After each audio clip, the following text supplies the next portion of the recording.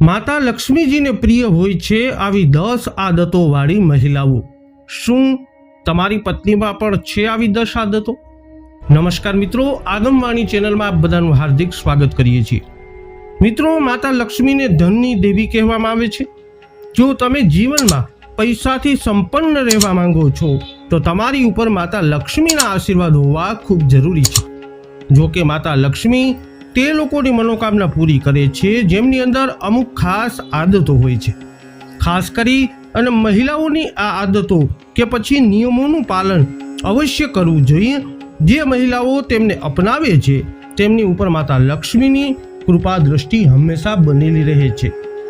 સવારે અને સાંજે નિયમિત રૂપથી ઘરમાં પૂજા પાઠ કરવાવાળી મહિલાઓને માતા લક્ષ્મી પસંદ કરે છે. આ મહિલાઓમાં બીજી સ્ત્રીની તુલનામાં વધારે પોઝિટિવિટી જોવા મળે છે. નિયમિત પૂજા અને આરાધના કરવાથી આ મહિલાઓનું મન બીજાથી વધારે શુદ્ધ બને છે.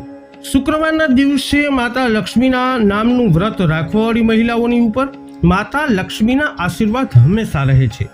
જે મહિલાઓ માતા લક્ષ્મી માટે પોતાની ભૂખનો ત્યાગ કરે છે તેમનું આ બલિદાન જોઈ અને માતા લક્ષ્મી ખૂબ જ પ્રસન્ન થાય છે.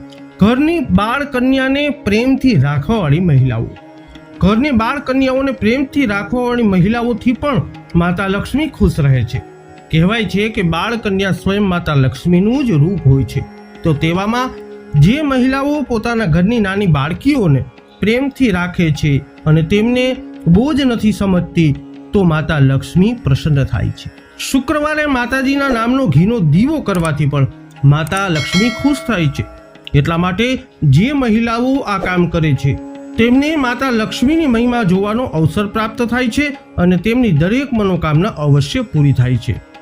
જે મહિલાઓ શુક્રવારના દિવસે ઘરમાં ના તો નોનવેજ ખાય છે કે ના તો બનાવે છે તેમને પણ માતા લક્ષ્મીના આશીર્વાદ વધારે મળે છે.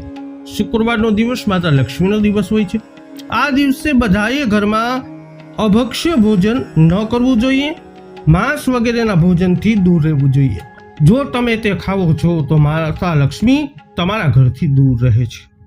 શુક્રવારના દિવસે દાન ધર્મના કામ કરવા પણ શુભ માનવામાં આવે છે.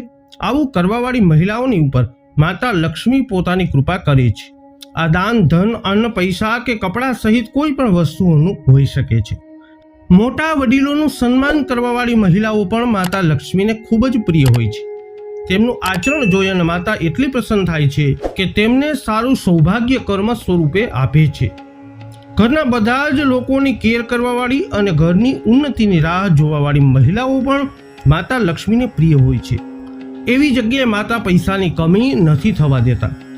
પરિવારને સાથે બાંધી અને રાખવાવાળી મહિલાઓથી પણ માતાને ખાસ લાગણી હોય છે.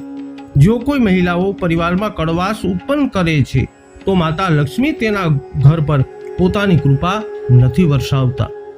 માતા લક્ષ્મીનો શ્રૃંગાર કરવાવાળી, તેમનું ચંદનનું તિલક લગાવીને પૂજા પાઠ કરવાવાળી મહિલાઓથી પણ માતા લક્ષ્મી ખુશ રહે છે. શું તમારી અંદર પણ આ આદતો છે? જો નહીં તો આજથી જ તેને અપનાવી લો અને માતા લક્ષ્મીની અસીમ કૃપાનો લાભ લઈ લો. આ વિડીયો અંગેના અભિપ્રાયો કોમેન્ટમાં જણાવજો.